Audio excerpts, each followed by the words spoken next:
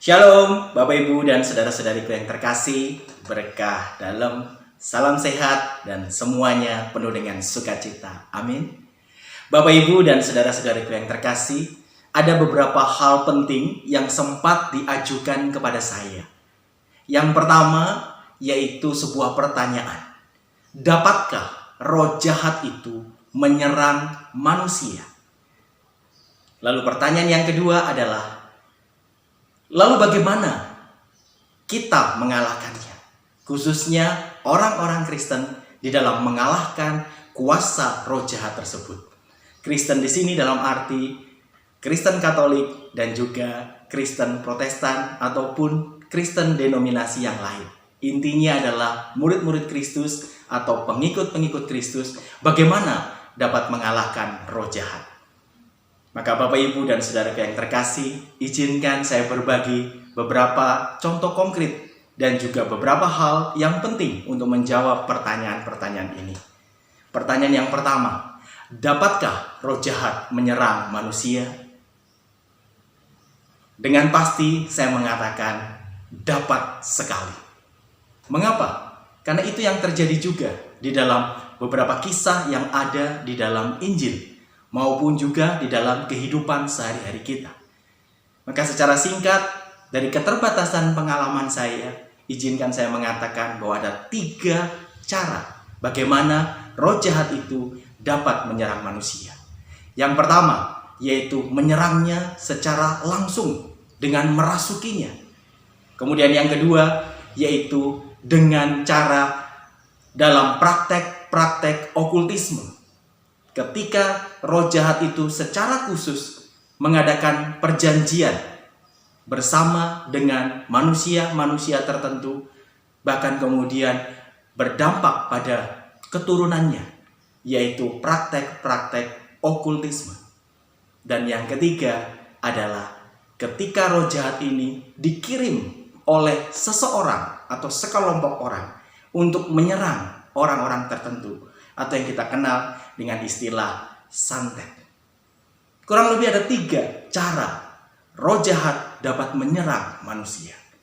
Lalu pertanyaan yang kedua, bagaimana cara orang Kristen dapat mengalahkan serangan-serangan roh jahat tersebut? Izinkan saya mengatakan bahwa kita tidak perlu takut, karena kita punya Allah, kita punya Tuhan, kita punya juru selamat, yaitu Yesus Kristus yang telah mati di atas kayu salib. Dialah Raja semesta alam yang memiliki kuasa di bumi maupun di surga. Dan sesungguhnya di dalam gereja Katolik sendiri ada yang disebut dengan praktek eksorsisme.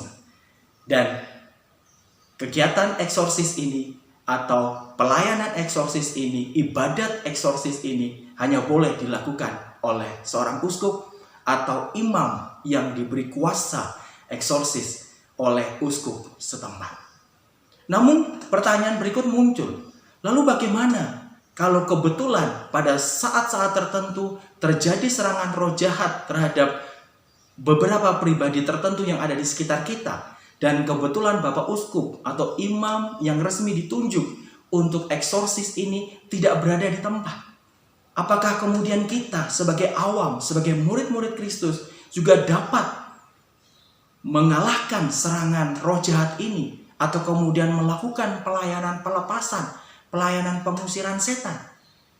Maka izinkan saya mengatakan bahwa sebagai murid Kristus, sekali lagi kita tidak perlu takut, karena sesungguhnya kita memiliki Tuhan, kita memiliki Yesus Kristus Sang Juru Selamat yang memiliki kuasa di bumi dan di surga.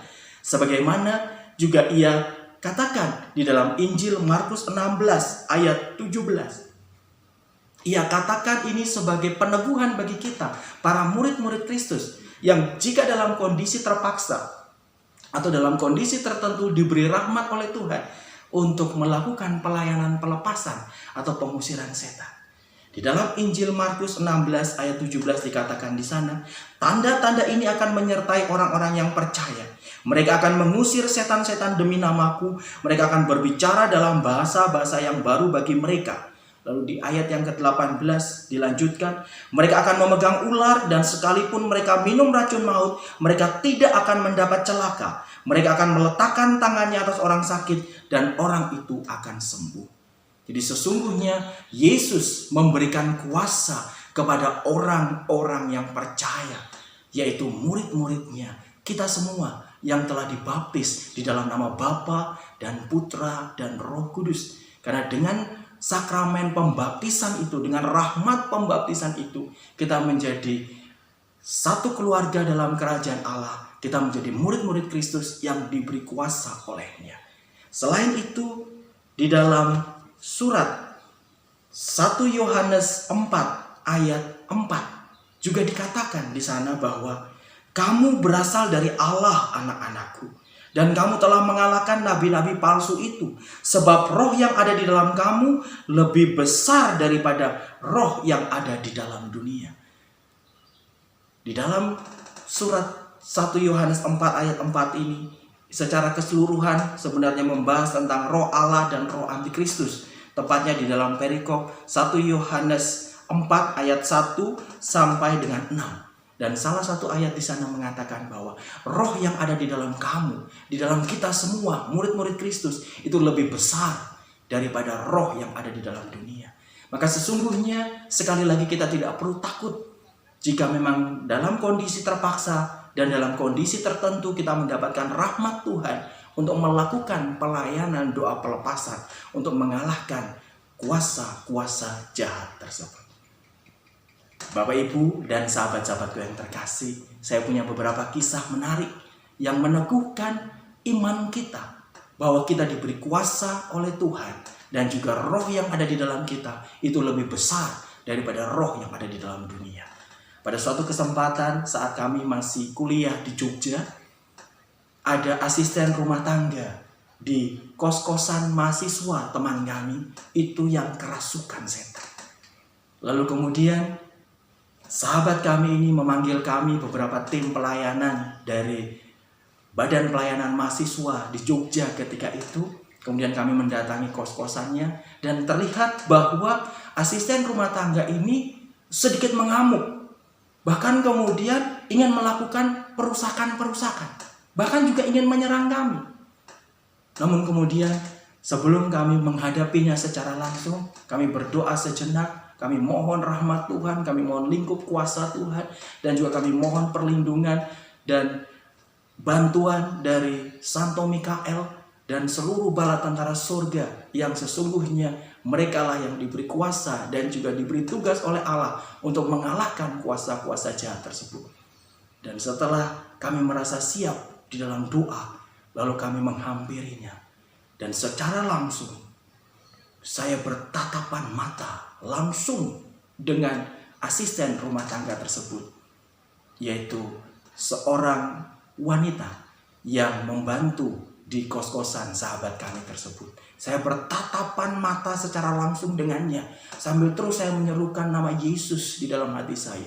Yesus, Yesus, Yesus. Dan tiba-tiba ia yang semula ingin mendekat dan menyerang kami, dia kemudian justru lari begitu saja dan menjauh dari kami. Karena kami juga tidak ingin ia mengalami celaka dan hal-hal yang tidak kami harapkan. Lalu kami mengejarnya. Dan tidak berapa lama kemudian kami akhirnya berhasil memegangnya.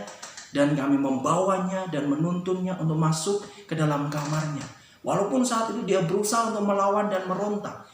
Namun kami bertiga terus menyerukan nama Yesus, Yesus, Yesus. Dan kami percaya ada kuasa di dalam situ. Dan akhirnya kami membawa ke dalam kamarnya dan kami doakan sejenak, kami lambungkan pujian penyembahan, dan kami sempat secara tidak langsung itu mendengarkan dia berkata, "Jangan ganggu kami, karena sesungguhnya kami ada untuk melindungi anak ini. Anak ini mengalami luka batin yang berat. Dan tidak ada seorang pun dalam keluarganya yang mencintai dan mengasihinya. Tidak ada yang memperhatikannya. Maka anak ini adalah milik kami." Namun kemudian kami terus dalam pujian dan penyembahan. Dan akhirnya dengan kuasa Tuhan di dalam nama Yesus, kami lakukan doa pelepasan. Dan puji Tuhan, roh-roh yang ada di dalam diri anak ini kemudian pergi keluar dan melepaskan jiwa anak tersebut. Setelah asisten rumah tangga ini sadar, maka pada saat itulah kemudian kami bertanya dan kami ngobrol dengannya. Satu pertanyaan penting kami adalah, mengapa dia yang semula ingin mendekat dan menyerang kami lalu melarikan diri dan menjauh dari kami? Pada saat itu dia berkata bahwa saat itu saya melihat bahwa ada sebuah cahaya yang begitu terang dan juga ada salib yang terpancar dari dalam hati mas-mas sekalian. Dan saat itu terus terang saya menjadi takut dan kemudian saya lari begitu saja. Bapak, Ibu, dan saudara-saudaraku yang terkasih, benar sabda Tuhan bahwa roh yang ada di dalam kita itu lebih besar daripada roh apapun di dunia ini. Karena sesungguhnya itu adalah Roh Kudus, yaitu roh Allah sendiri, Yesus Kristus sendiri yang ada di dalam kita, yang telah menerima kuasa dari sakramen pembaptisan dan juga kuasa dari doa dan firman yang senantiasa telah hidup di dalam diri kita. Kemudian pengalaman yang kedua, ada seorang pacar dari sahabat tim pelayanan kami yang setiap saat itu diganggu dan dirasuki oleh kuasa-kuasa jahat. Maka ketika kemudian kami menghampirinya dan mengajak ngobrol, ternyata dia katakan bahwa dulu ayahnya pernah mengikat sebuah perjanjian okultisme, pesugihan, dan dia diceritakan oleh ayahnya pada waktu-waktu terakhir ini ternyata menjadi korban persembahan bagi perjanjian okultisme itu. Dan saat ini roh-roh jahat itu menagih janji untuk kemudian apa? Untuk ingin merebut nyawanya, untuk membunuhnya, mengambil nyawanya sebagai korban persembahan dari okultisme. Disinilah kita lihat bahwa roh jahat bisa sangat-sangat kejam untuk menyerang, bahkan membunuh manusia apabila menjadi korban perjanjian dari sebuah praktek okultisme. Lalu kemudian bersama dengan pembimbing pelayanan kami melakukan doa pelepasan bersamanya. Dan itu tidak cukup hanya satu kali, bahkan sampai berbulan-bulan. Kami juga persembahkan di dalam Ekaristi Kudus. Kami melakukan doa dan puasa dan pelayanan pelepasan kepadanya. Kalau Bapak, Ibu, dan saudara yang terkasih ingin lebih detail mengetahui bagaimana persiapan untuk melakukan sebuah pelayanan doa pelepasan, bisa menonton video saya di channel ini yang berjudul Persiapan untuk melakukan doa-doa pelepasan atau deliverance. Nanti saya akan tuliskan link di channel ini, di video ini, untuk juga supaya menambah wawasan dan memberi gambaran bagaimana persiapan yang harus kita lakukan sebelum kita melakukan peperangan rohani. Dan akhirnya setelah berbulan-bulan, puji Tuhan, berkat kuasa Allah yang maha tinggi, berkat Roh Kudus yang terus bekerja dan berkarya bersama dengan malaikat Santo Mikael dan seluruh bala tentara surga, bersama juga dengan doa-doa dari Bunda Maria yang kami persembahkan dan kami pasrahkan jiwa anak ini, kami doakan anak ini, mohon pertolongan Bunda Maria juga. Akhirnya setelah sekian bulan, anak ini boleh dibebaskan dari roh jahat yang hendak membunuhnya, menagih janji sebagai korban okultisme. Kemudian pada kesempatan yang lain, setelah kami sudah berkeluarga, Bapak, Ibu, dan saudara yang terkasih, pernah kami menghadapi sebuah masalah dan kebetulan masalah itu akhirnya harus diselesaikan bersama dengan aparat pemerintahan, bahkan sampai melibatkan polisi. Dan kemudian ternyata ketika masalah itu digali secara objektif, kami menang atas masalah itu. Namun kemudian orang-orang yang tidak menerima kekalahan itu masih menyimpan dendam dan juga tidak ikhlas untuk menerima kekalahan mereka atas masalah tersebut. Maka kemudian mereka melakukan sebuah praktek santet. Lalu mereka mengirim roh-roh jahat itu ke rumah kami. Bagaimana kami menyadari bahwa ada roh-roh jahat yang dikirim ke rumah kami? Karena situasinya kemudian menjadi tidak normal. Seolah-olah aura dan hawa di ruangan kami, di rumah kami, itu menjadi lebih panas dari sebelumnya. Begitu juga pribadi-pribadi kami, saya, istri, dan anak saya, serta asisten rumah tangga kami, itu mudah sekali untuk sensitif dan terjebak pada emosi. Bahkan asisten rumah tangga kami pun pernah mengalami sebuah serangan secara langsung, yaitu roh jahat tersebut hadir dalam mimpinya, menggigit kakinya. Namun ketika dia terbangun karena takut, ternyata gigitan itu ada secara nyata. Maka disitulah kami simpulkan bahwa berarti ini kami sedang diserang oleh kuasa-kuasa jahat yang dikirim oleh orang-orang tersebut.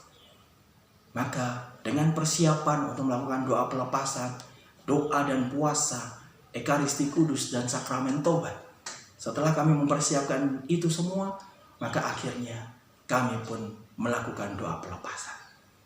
Dan anehnya, Bapak, Ibu, dan Saudara yang terkasih, ketika kami mengangkat pujian dan penyembahan, itu anak saya yang baru sekitar 9 atau 10 tahun, itu bisa melihat bahwa ada bayangan-bayangan hitam yang begitu banyak, itu berterbangan di plafon kami, di atap rumah kami, dan hendak menyerang kami. Begitu juga ia melihat ada satu sosok hitam besar seperti gendruwo begitu, itu berdiri di tangga kami, melihat dan mengancam kami. Namun kemudian dengan penuh iman, karena satu hal kami tahu bahwa firman ini ya dan amin, bahwa ada kuasa dari Kristus, bahwa tanda-tanda ini akan menyertai orang percaya, yaitu mereka akan mengusir setan-setan dalam namaku. Dan juga roh yang ada di dalam kami itu lebih besar daripada roh apapun di dunia ini. Maka akhirnya kami terus melakukan pujian penyembahan, dan kami melakukan doa pelayanan pelepasan. Dan kemudian ada air suci yang dari Lourdes yang kebetulan kami miliki di rumah, hadiah dari sahabat kami yang beberapa waktu lalu baru pulang dari ziarah ke Lourdes. Lalu kemudian kami berdoa bersama lagi, dan akhirnya kami memberkati ulang rumah kami dengan menyipratkan air suci tersebut di dalam setiap ruangan demi ruangan kami, di dalam setiap kamar kami, di dalam rumah kami. Bahkan kemudian ketika kami membuka pintu utama rumah kami, untuk kami juga menyipratkan air suci tersebut, memberkati halaman rumah kami. Lagi-lagi anak saya diberi rahmat oleh Tuhan untuk melihat bahwa ternyata bayangan-bayangan hitam itu beserta dengan roh jahat yang tinggi besar, hitam pekat itu, akhirnya mereka semua keluar dari rumah kami. Dan puji Tuhan, sejak saat itu suasana rumah kami lebih damai sejahtera, lebih dingin, lebih sejuk, dan kami boleh mengalami kembali situasi normal, di mana akhirnya penuh dengan kasih, sukacita, dan damai sejahtera. Maka mari Bapak, Ibu, dan Saudara yang terkasih, walaupun realitas serangan-serangan roh jahat ini ada dan nyata dalam hidup kita, namun sekali lagi kita tidak perlu takut, karena kita memiliki Roh Kudus, Roh Kristus, Yesus sendiri hidup di dalam hati kita, dan roh itu lebih besar daripada roh apapun di dunia ini. Maka jangan pernah sekalipun takut dan ragu, karena tanda-tanda ini juga akan menyertai orang percaya, yaitu mereka akan mengusir setan-setan demi namaku. Itulah firman Tuhan, sabdanya yang akan digenapi dalam hidup kita. Sejauh kemudian kita pun hidup kudus, kita pun mempersiapkan hati dan diri kita selalu menjalin persatuan yang erat dengannya. Dan juga tentunya kita hidup di dalam doa, firman, dan juga setia dalam setiap komunitas dan pelayanan kita. Amin. Mari kita terus bertumbuh dalam iman kita kepada Kristus, dan jangan pernah takut untuk menjalani setiap pesiarahan hidup kita di dunia ini, karena Tuhan berjanji Ia akan menyertai kita sampai akhir zaman. Amin. Tuhan memberkati.